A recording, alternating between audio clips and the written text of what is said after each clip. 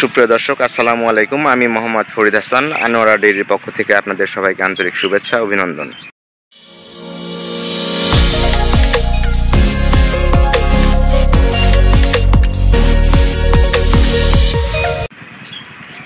শীতের সকালে সবার প্রতি রইল আমার আন্তরিক শুভেচ্ছা ও ভালোবাসা। শীতের মিষ্টি রোদ, অনেক ভালো লাগতেছে। আজকে আমি আপনাদের মাঝে শেয়ার করব, একটু ভুট্টা নিয়ে কিছু কথা বলবো আপনাদের সঙ্গে। যে আসলে ভুট্টাটা লাগানোর উপযুক্ত সময় হচ্ছে সেপ্টেম্বর, অক্টোবর, নভেম্বর, ডিসেম্বর, এই 4 মাস। এরপরে অনেকে ধান তোলার পরে সরিষা করার পরে অনেকে ভুট্টা করে।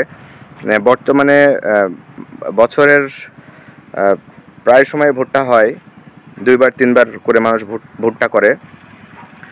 তো আমিও করছি এবার। ধানের পরে সরিষা করি নাই, গ্যাপ রেখে এই তো মাত্র ভুট্টা করছি।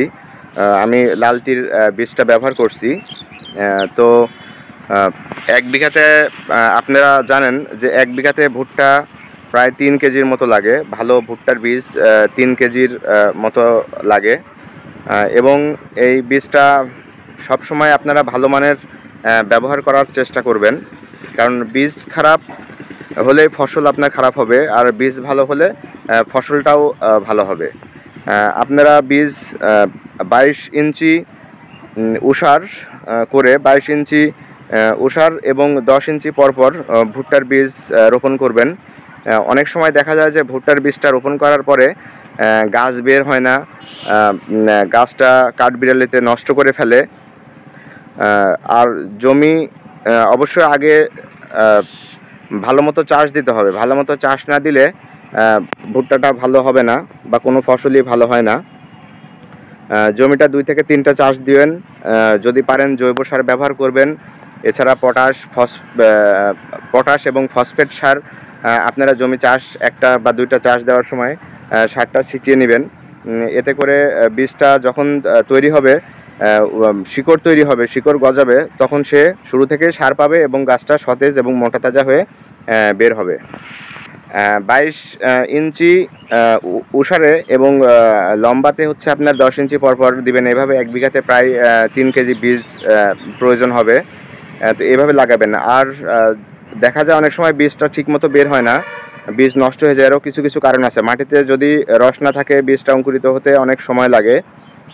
আর যদি বীজ লাগানোর 3-4 দিন 5 দিন পরে সেচ দেন, তাহলে অনেক সময় দেখা যাচ্ছে যে বীজটা নষ্ট হয়ে যায়, গাছ বের হয় না।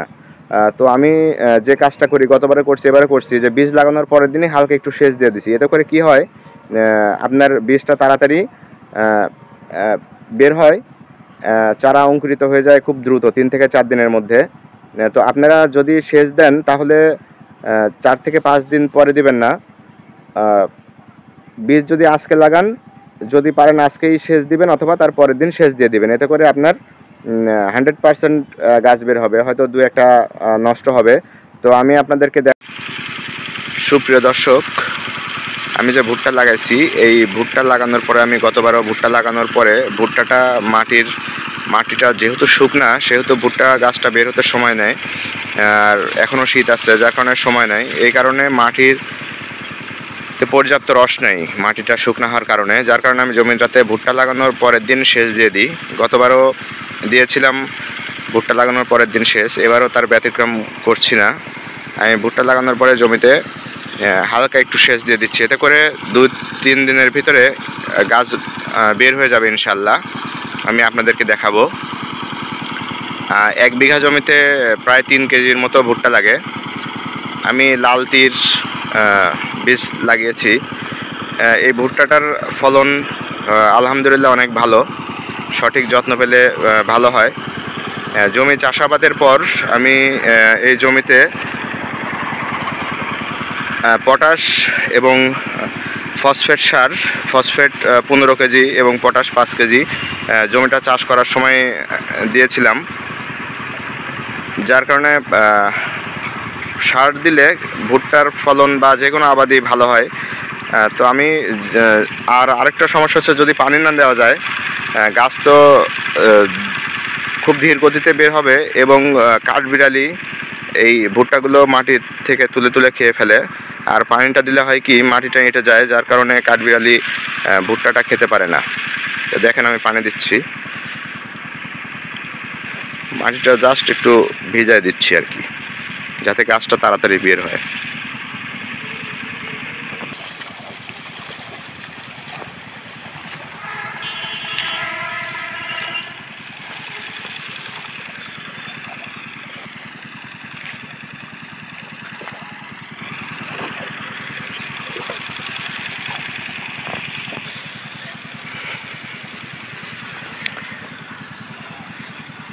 এই যে আমার পাশে ঘাস, এই ঘাসগুলোতে ভুট্টা যখন কয়েকদিন পর বড় হবে সেচ দিব, তখন আমি ইনশাল্লাহ চেষ্টা করব পানি দেওয়ার, এবং পানি দেওয়ার পরে সার দিয়ে দিব ঘাসে। শীতের মধ্যে ঘাসটা বেশি দ্রুত বড় হতে পারে না, যার কারণে পানি এবং সার দেওয়া অধিক প্রয়োজন। তো আমি এই ভুট্টা এবং এই পাশে আমি কিছু গ্যামা ঘাস বুনে দিয়েছি অল্প কাটা 2-1 জায়গাতে, যাতে এই ঘাসটা মাসখানেকের ভিতরে আমি আল্লাহ যদি দেয় তাহলে গরুকে খাওয়াতে পারি, যার কারণে আমি গ্যামা ঘাস দিয়েছি এই সাইডটাতে। এবং এই পুরাটাই হচ্ছে ভুট্টা লাগিয়ে দিয়েছি।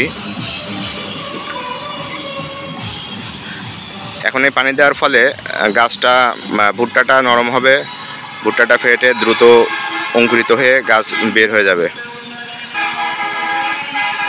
এরপরে ভুট্টাতে কি দিতে হয় বা আমি কি ব্যবহার করি সেই ভিডিও আমি আপনাদেরকে দেখাবো।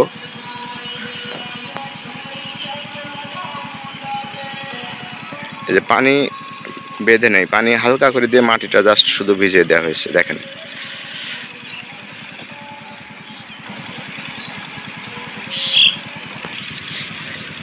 অনেকে দেখা যায় যে ভুট্টার গাছ লাগানোর পরে গাছ সহজে বের হয় না, এর কারণ হচ্ছে মাটিতে রস থাকে না, যার কারণে ভুট্টাটা নরম হয় না এবং অঙ্কুরিত হতে পারে না। তো আমি এভাবেই আর কি ভুট্টাটা লাগানোর পরে হালকা করে পানি সেচ দিয়ে দিই, এতে করে আলহামদুলিল্লাহ 3-4 দিনের মাথায় অঙ্কুরিত হয়ে গাছ বের হয়ে যায়, এবং পরবর্তী স্টেপগুলো আপনাদেরকে আমি দেখাবো। তো সকলে ভালো থাকেন, আসসালামু আলাইকুম।